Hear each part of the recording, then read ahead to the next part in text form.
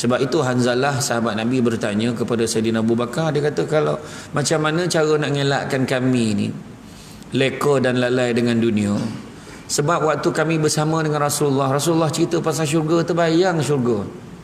Cerita pasal neraka, terbayang terus neraka.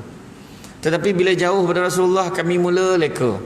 Leka dengan anak, isteri, suami, keluarga. Leka dengan dunia, harta. Jadi macam mana tu? Jadi akhirnya bila sampai kepada Nabi, Nabi beritahu, perbanyakkanlah menyertai halaqah zikrullah, majlis-majlis mengingati Allah. Itu sebabnya kalau majlis ilmu ni memang kena datang.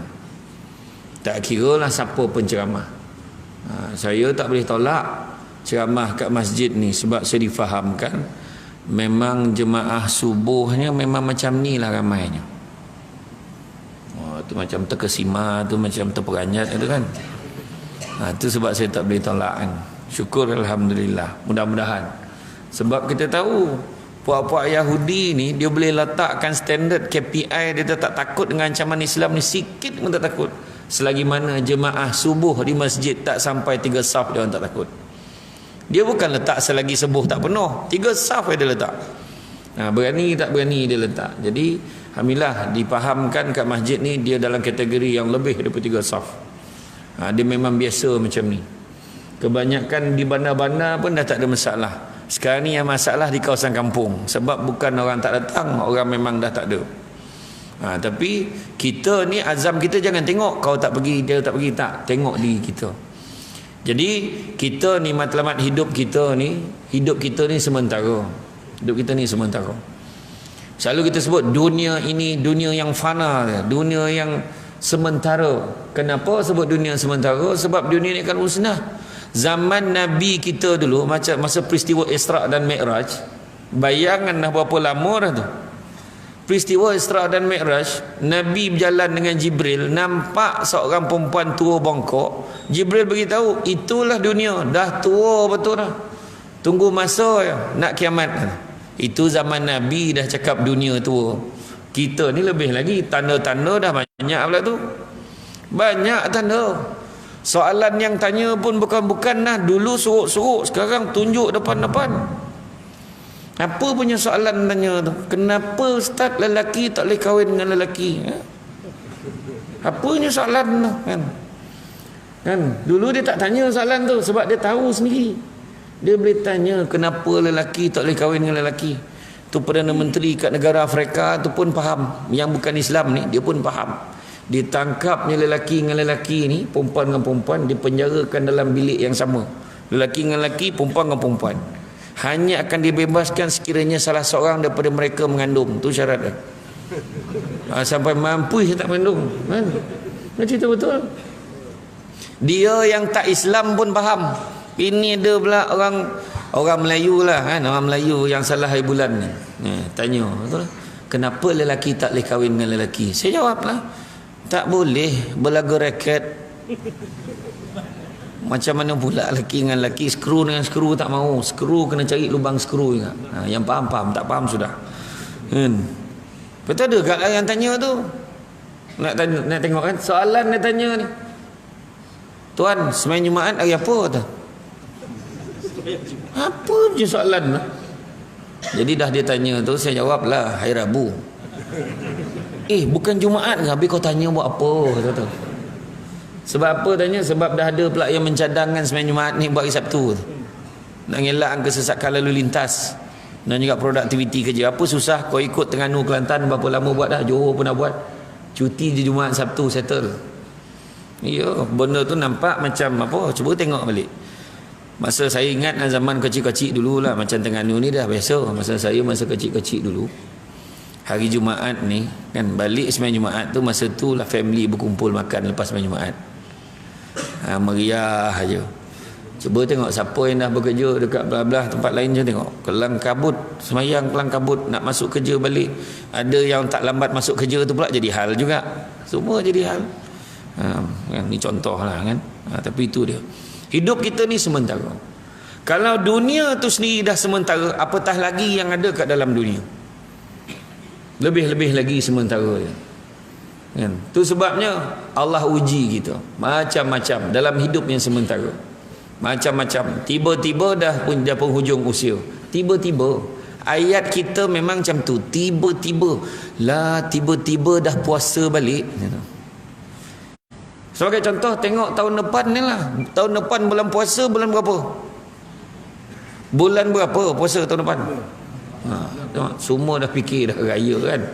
Diingat dia tahun depan. Kalau raya bulan 6, maknanya puasa bulan 5 dah puasa dia kata. Bayangkan tu, punya copek tak copek puasa tahun depan. Kan? Ya tak sempat apalah, tiba-tiba ayat dia tiba-tiba lah dah puasa balik.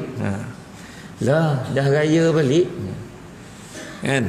Tiba-tiba macam baru je baca doa awal tahun akhir tahun. Tiba-tiba doa awal tahun akhir tahun baca balik kan. Itu pun ramai yang marah. Doa awal tahun akhir tahun ni tak ada kata kan. Bergaduh tak baik dalam grup WhatsApp yang teruk bergaduh tu. Macam-macam sampai kan. Ni tak boleh, tu tak boleh. Ziarah kubur tak boleh, apa tak boleh. Semua tak boleh. Geng-geng ni semua tak boleh. Zikir-zikir tahlil ni semua tak ada. Semua tak ada belaka. Tak ada belaka tak ada belaka. Iya, tak tahu apa pun tak boleh. Pergi kubur tak boleh baca Yasin. Ada lah tu cakap tak boleh baca Yasin. Habis tak boleh baca Yasin, nak baca apa? Baca surat khabar. Bacalah apa nak baca. Kalau boleh baca satu Quran, baca satu Quran kan. Tapi nak menong yang menonggok apa kan. Paling tidak sedekah Fatihah. Tu cakap tadi, hidup sementara. Apatah lagi yang ada. Jangan tertipu dengan dunia. Jangan tertipu dengan dunia. Sementara duit sampai masa habis. Manusia boleh bergaduh sebab duit. Kan? Bergaduh sebab duit.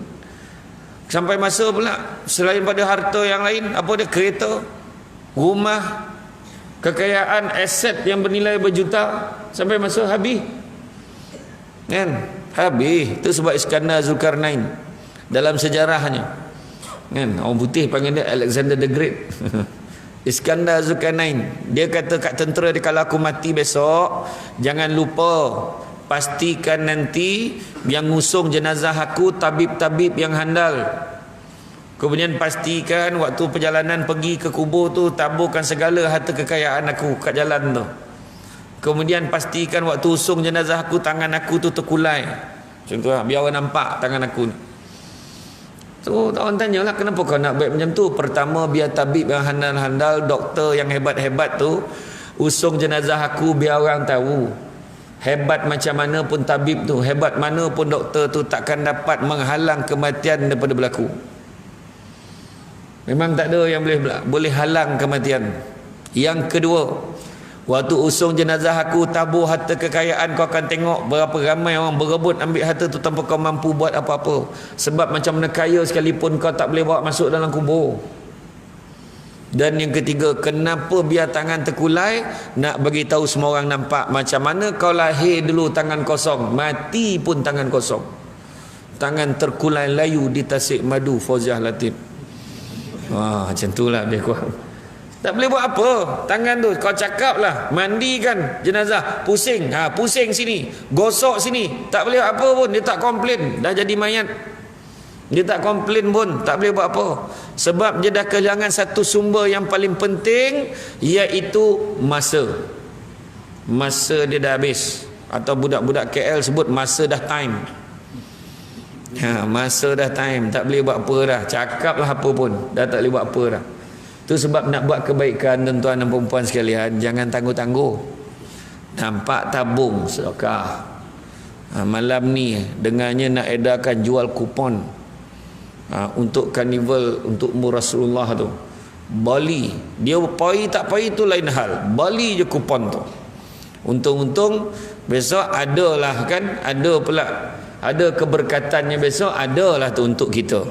Kan? Sedekah contohlah. Nampak tabung masjid berlumbur masuk, jangan tunggu besok lah. Kita selalu kadang dalam masyarakat kita dengar haji kat ujung kampung tu sakit. Ya ke? Sakit apa tak tahulah, tonat dah tu. Ya ke? Itulah petang sekarang aku ingat nak pergi tengok lah. Kita dah cakap petang ni nak pergi tengok. Petang tu bini pun tanya, bang, abang jadi ke nak pergi tengok haji yang sakit ni? Besok lah kot, macam tak ada mood pula. Contoh, dia tangguh kan. Malam tu meninggal haji tu. Bila meninggal haji tu, apa dia kata? Baru nak tengok tu. Ayat biasa kan. Baru nak tengok. Wahal sebenarnya dia memang plan nak tengok dah, dia tangguhkan. Itu tak dapat tengok dengan tahap orang tu mati. Tapi bayangan kalau kita yang mati, langsung tak sempat apa pun. Tu sebabnya hidup ni sementara. Kalau boleh buat baik, buatlah, jangan tangguh-tangguh. Lain lah kalau kita tahu kita mati bila.